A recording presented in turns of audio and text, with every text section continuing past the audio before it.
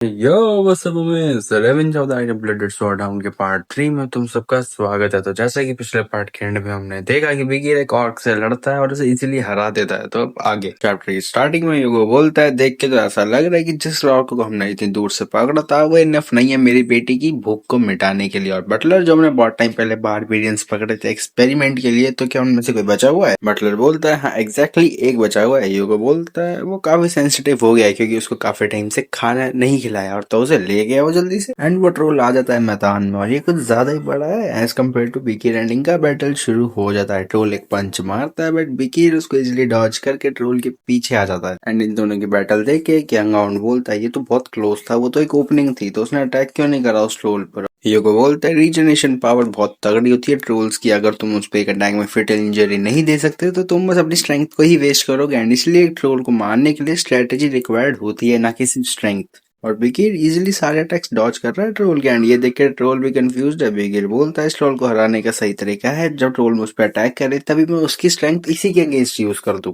और बिगिर एक बहुत तगड़ा स्लैश लैंड कर देता है ट्रोल के लेफ्ट शोल्डर पर। बिगिर बोलता है ये सच है कि एक ट्रोल की इतनी मोटी गर्दन काटना इम्पॉसिबल है बास्केटबॉल के फर्स्ट फैंग से, लेकिन अगर मैंने थोड़ी देर और वेट करा तो बील्ज़बब की हेमरेज एबिलिटी से ही मर जाएगा ये। बट ये मीनिंगलेस है। इफ मैं इसको अगले अटैक में नहीं मार पाया तो मैं इस फाइट को अबैंडन कर दूं। और ये ह्यूगो सुन लेता है। फिर विकीर एक कुछ तो अटैक प्रिपेयर करता है, एक स्लैश में ट्रोल की फाड़ देता है। और इस चीज को देख के बटलर, सारे यंग हाउंड्स और सब शॉक में। फिर एक हफ्ते के बाद का सीन देखते हैं जिधर विकीर अपना खाना खा रहा है। एंड विकीर नोटिस करता है कि जब से ये ट्रोल वाला कांड हुआ है तभी से सारे यंग हाउंड्स उससे डिस्टेंस में रह रहे हैं। और विकीर को ट्रोल की रीजनरेशन वाली स्किल भी मिल जाती है। फिर वो तीनों भाई विकीर के पीछे आ जाते हैं। विकीर बोलता है क्या मैंने तुम लोग को थोड़ा कम पीट दिया था क्या उस दिन? हाइब्रो बोलता है नहीं ऐसा नहीं है, हमें तो बस ये कहना चाहते हैं कि जिस तरीके से तुमने ट्रोल और सीरियस को हराया था वो बहुत कूल था। और ये सुन के विकीर के मुंह से खाना बाहर आ जाता है। फिर तीनों भाई एक साथ बोलते हैं तुम ठीक तो हो ना? और ये सुन के विकीर गुस्से में फटता जा रहा है। विकीर बोलता है अगली बार इनकी तो मैं ऐसी तैसी कर दूंगा। फिर वहां बटलर आ जाता है। बटलर बोलता है यंग मास्टर आपको जल्दी से क्लैनेट से मिलने जाना चाहिए। फिर सीन ह्यूगो और इस बंदे पर आता है जो मॉर्ग्यू क्लैन का हेड एजेंट, और इसका नाम है एडोल्फ मॉर्ग्यू। एडोल्फ बोलता है होप कि इस बार का एनुअल इवेंट बिना किसी इशू के हो जाए।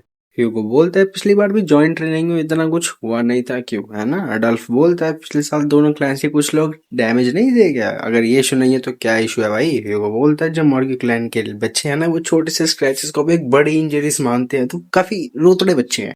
फिर एडल्फ बोलता है वेल मे बी हम मॉर्गेज काफी प्रेस्टिजियस एंड क्लासी हैं। फिर नरेटर बताता है कि इन दोनों क्लैन के बीच के रिलेशंस क्या है। फिर नरेटर बताता है कि ये दोनों क्लैन हमेशा से लड़ते नहीं आए हैं। मैजिक एंड स्वॉर्ड्स हमेशा से एक दूसरे को पूरा करती हैं। ये वर्ड्स थे एम्परर के। एंड इन्हीं वर्ड्स की वजह से बास्केटबॉल एंड मॉर्ग्यू क्लैन ने ये जॉइंट ट्रेनिंग करना शुरू करा था। लेकिन ये जॉइंट ट्रेनिंग बस 8 से 15 साल की एज के जो बीच के बच्चे हैं वही अटेंड करते हैं। एंड दोनों क्लैन के बीच सब कुछ ठीक था, बट इन दोनों क्लैन के बीच पंगे पड़ गए रूबी माइंस को लेके। दोनों क्लैन के बीच का रिलेशन बहुत खराब हो गया क्योंकि दोनों क्लैन्स यही बोल रहे थे ये रूबी माइन मेरी टेरिटरी है, बट एम्परर्स के वर्ड की वजह से इन लोग को जॉइंट एग्जाम को कंटिन्यू रखना ही होगा। फिर अडल्फ बोलता है मैंने सुना है कि तुम लोग के यहाँ भी कोई राइजिंग स्टार पैदा हुआ है, एक ऐसा जीनियस जो 100 साल में एक बार पैदा होता है। एंड बास्केटबॉल क्लैन इस चीज को ग्रेट फॉर्च्यून कहते हैं। ह्यूगो बोलता है वैसा कोई इंसान नहीं है जिसकी तुझे इतनी तारीफ करनी चाहिए। बट ये बोलते हुए ह्यूगो स्माइल करता है। अडल्फ कहता है सपोज कि हम इस चीज को डबल फॉर्च्यून कह सकते हैं, एक जीनियस तो हमारे क्लैन में भी पैदा हुआ है। एंड ये बोलते हुए एडल्फ किसी को तो अंदर बुलाता है और एक अंदर लड़की एंटर करती है। एडल्फ बोलता है ये मेरी बड़ी बहन की बेटी यानी रेस्पिन की बेटी है कैमस।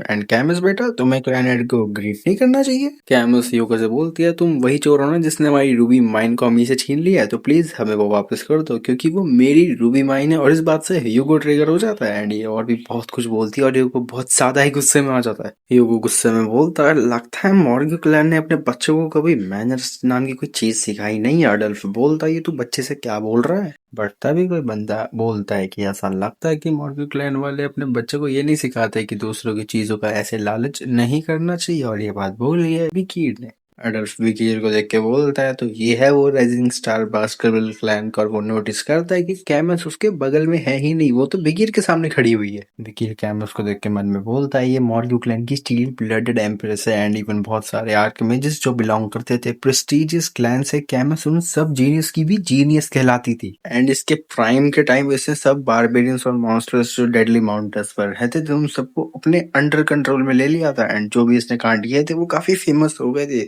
और इसकी ब्यूटीफुल अपीयरेंस की वजह से ये मैनिपुलेट कर लेती थी एंड तभी इसको अवतार ऑफ अथॉरिटी कहते थे। विकीर कैमस से बोलता है, लग रहा है कि तुमने काफी मेहनत करी है इस ओवर एक्टिंग को सीखने के लिए। कैमस बोलती है, ठीक है तो मैं तुझे इजीली एक्सप्लेन करूंगी ताकि तेरा कुत्ते की टट्टी जैसा दिमाग इस चीज को समझ पाए। एंड कैमस एक आइस मॉडल बनाती है दोनों क्लैंस का। कैमस बोलती है, ये जो फर्स्ट बॉर्डर है मॉर्ग्यू क्लैन और बास्केटबॉल क्लैन के बीच, जिसे जॉइंट सिक्योरिटी एरिया भी बोला जाता है, तो तुझे पता होना चाहिए कि जो हाई क्वालिटी रूपी है वो यहाँ ओरिजिनेट होती है। बट प्रॉब्लम ये है कि जो इस माइन की सरफेस एंट्री है वो है मॉर्ग्यू क्लैन से एंड जो अंडरग्राउंड एंट्री है वो है बास्केटबॉल क्लैन में। तो जैसा कि तू देख सकता है बास्केटबॉल क्लैन खुद से वहाँ एंटर नहीं कर सकता क्योंकि उस माइन की एंट्रेंस हमारे क्लैन से है। तो इसका मतलब कि जो रूबी माइन है वो हमारी हुई, बट तुम लोग हमको इंसिस्ट कर रहे हो ये बोल के कि हम तुम्हारी टेरिटरी में ट्रेस पासिंग कर रहे हैं एंड इवन तुम लोग हमारे लीज पे करने के ऑफर को भी ठुकरा रहे हो। बीगर बोलता है, जो मिनरल रूबी है वो oftenly as a magical ingredient use होती है एंड बास्केटबॉल क्लैन को उन रूबीज की कोई जरूरत तो है नहीं,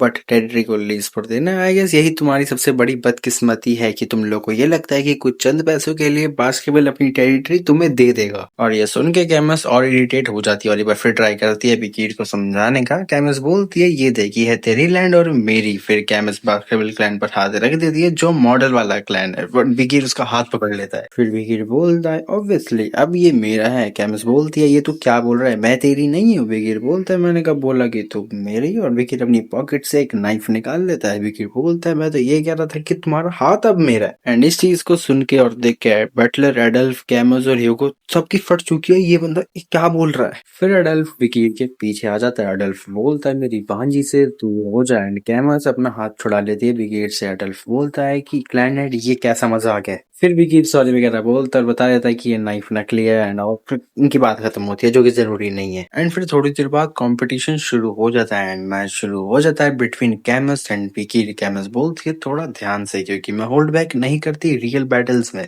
एंड कैमस कुछ तो मंत्र पढ़ती और एक अटैक प्रिपेयर करती है जिसका नाम है क्वाड्रा कास्टिंग। ह्यूगो कैमस को देख के बोलते हैं, इसने 4 स्पेल एक साथ करे हैं जो कि इवन 15 साल के बच्चों को भी बहुत दिक्कत देते हैं। खैर इतना तो एक्सपेक्टेड था ही मॉर्ग्यू क्लैन के जीनियस मैजिशियन से। फिर कैमस अटैक छोड़ देती है बिकीर पर बिकीर उस अटैक को डॉज कर लेता है। फिर कैमस एक सैंड वॉल को स्पेल करती है एंड बिकीर उस वॉल को भी इजीली तोड़ देता है। एंड कैमस आंखें बंद करके खोलती है, लेकिन उसकी आंखें खोलते ही बिकीर उसके सामने आ जाता है एंड सर पे एक फोरहेड फ्लिक मारता है। एंड इस अटैक से कैमस को फर्क पड़ा तो है क्योंकि उसके सर पे छोटा सा गोला बन गया, फोड़ा कह सकते थे एक तरीके से। और कैमस फिर से सैंड वॉल स्पेल करती है बट डबल सैंड वॉल, और इस बार बिकीर उस वाली वॉल को भी इजीली तोड़ देता है। एंड बिकीर फिर से एक फोरहेड फ्लिक मारता है कैमस के, और कैमस को देख के लग रहा है कि इसे दर्द तो हो रहा है। फिर कैमस एक और अटैक करती है बिकीर पे, बट बिकीर एफर्टलेसली उस अटैक को डॉज कर लेता है। बिकीर मन में बोलता है, मुझे लगा था कि अगर मैं इसे थोड़ा सा हट कर दूंगा तो ये गिव अप कर देगी, बट आई गेस बच्चों को संभालना आसान नहीं है। इफ अगर मुझे इसको मारना हो तो मैं इसे पलक झपकाते ही मार दूं, बट अगर मैंने ऐसा करा तो दिक्कत हो जाएगी। एंड कैमस जितने अटैक कर रही है बिकीर उन सबको डॉज कर रहा है। फिर बिकीर बोलता है, ऐसी सिचुएशंस में क्लीनेस्ट वे होता है कि किसी और को यूज करना है। एंड क्या ये जो मेरे पीछे बैटल है ये एक स्टूपिड मैजिशियन की है जो अपनी फायर पावर को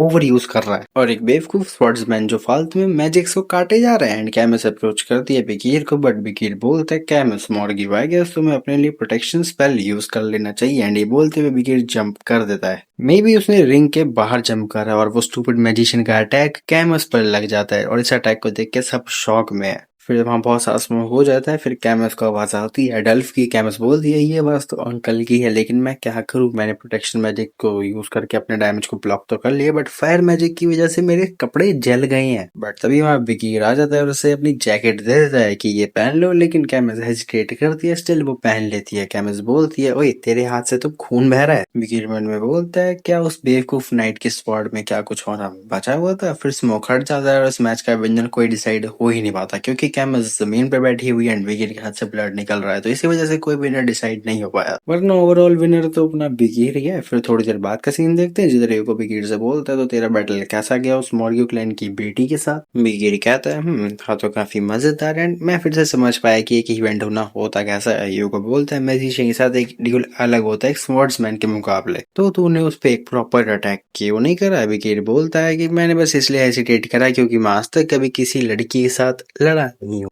ठहर गया साला, यूगो बोलता है एसिडेशन की वजह से चोट मिलती है तो इस राउंड को एज ए लेसन लियो। बिगिर मन में बोलता है क्या यूगो मेरी फिक्र कर रहा है? एंड इवन मुझे याद भी नहीं है कि मेरे चाइल्डहुड में कब इसने लास्ट टाइम मेरी फिक्र की थी। ये हमेशा से cold strict and brutal entity ही रहा है। एंड एक र्यूमर भी है कि इसकी पर्सनैलिटी ऐसी इसलिए बनी थी क्योंकि इसने अपनी फर्स्ट वाइफ और बड़ी बेटी को खो दिया था। यूगो बिगिर से बोलता है तो तुझे क्या लगता है हमें क्या करना चाहिए रूबी माइन का? मे बी मेरे ख्याल से जिस यूगो की ये बात कर रहा है ये रिग्रेस होने से पहले वाला यूगो, मतलब ओल्ड एज वाला यूगो। बिगिर बोलता है आई थिंक ये बेटर होगा कि हम ये उन्हें ही दे दें क्योंकि बास्केटबॉल क्लैन का ये टास्क है कि wild and widen border banana. And जो रेड फैंग माउंटेन्स हैं उधर रूबीज की नस फ्लो करती है और वो फ्लो डेडली माउंटेन्स के नीचे है। बट जो हमारी प्रॉब्लम है वो है barbarian clan and demonic creature. सिर्फ अगर हम मॉर्गियो क्लैन को ढंग से यूज करें तो हम उस डैमेज को मिनिमाइज कर पाएंगे जो हम डेवलपमेंट के लिए यूज करेंगे। और जब माइन मॉर्गियो क्लैन की हो जाएगी तब वो लोग अपने बहुत सारे सोल्जर्स वहां तैनात कर देंगे एंड हम तभी जितने भी डेमोनिक क्रिएचर्स और बारबेरियंस हैं हम डेडली माउंटेन्स पर हम उनकी तरफ भेज देंगे। एंड इसकी वजह से हमारे एक तीर से दो निशाने लग जाएंगे। ह्यूगो बोलता है ऐसा लग रहा है कि मॉर्गियो क्लैन के ब्लड से ये भी एक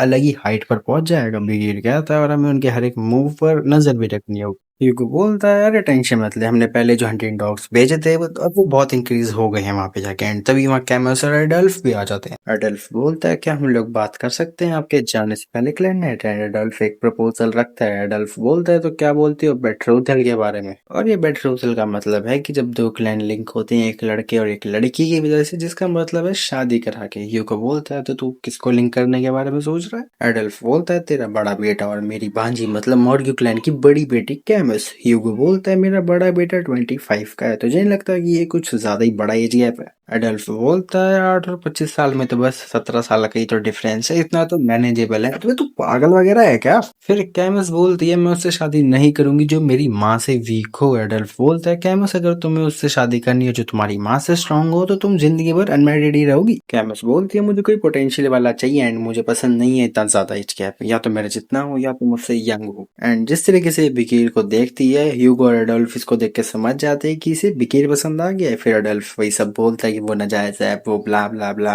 ह्यूगो बोलता है बेटा तुझे क्या लगता है? बिकीर बोलता है ठीक है अगर आपका ये ऑर्डर है तो मैं इसे एक्सेप्ट करता हूँ। एडल्फ मन में बोलता है इस कुत्ते के बच्चे ने भी क्या बोला कि ये शादी करेगा जस्ट बिकॉज उसके ऑर्डर्स की वजह से, और इसकी इतनी हिम्मत कैसे हुई हमारी इकलौती बेटी से इतनी ढीठ बन के बात करने की। फिर यूको बोलता है कभी कभी ले सरनेम वाले लोग भी इंफीरियर बच्चे पैदा कर देते हैं एंड कभी कभी वैन वाले भी सुपीरियर प्रोड्यूस कर देते हैं। एडल्फ बोलता है क्लैनहेड इसकी इतनी तारीफ कर रहे हैं तो क्या सच में ये इतना टैलेंटेड है? बिकीर मन में बोलता है एडल्फ मॉर्गियो एक सिक्स्थ सर्कल मास्टर है, ये एक्सट्रीमली स्ट्रॉन्ग है एंड ये सभी आइकलेंस के ऊपर आता है। फिर इनकी थोड़ी बहुत बकवास होती है एंड एडल्फ विकीर से एक डीप टॉक करने के लिए भी बोलता है एंड ये लोग कैसल के बाहर आ जाते हैं। एडल्फ बोलता है तो मैं तेरा टेस्ट लूंगा कि तू किस चीज का बना है, तो चल वो सब मुझे दिखा जो तेरे पास है। विकीर भाई अपना पीपी दिखा दे। फिर एडल्फ एक मटका या जार बनाता है और उसमें पानी भर देता है अपने मैजिक से। एडल्फ बोलता है तो मैं तेरे से लड़ूंगा इस जार को अपने सर पे रखते हुए, अगर तूने एक भी बूंद इसमें से गिरा दी तो तू जीत जाएगा। बिकीर बोलता है मुझे कोई अपना 100% देने की जरूरत नहीं है, मुझे तो बस ह्यूगो को सरप्राइज करना तो थोड़ा बहुत भी चलेगा। फिर बिकीर एडल्फ की तरफ आगे बढ़ता है बट एडल्फ एक शील्ड से उसे रोक लेता है। एडल्फ बोलता है शील्ड मैजिक सबसे बेस्ट होता है एक स्वर्ड्समैन के अगेंस्ट, ये शील्ड को काटना मुश्किल है बिना एक्सेप्शनल ऑरा के। खैर अब टाइम है मेरे अटैक करने का एंड एडल्फ विकीर पर अटैक कर देता है जिससे विकीर पीछे हट जाता है।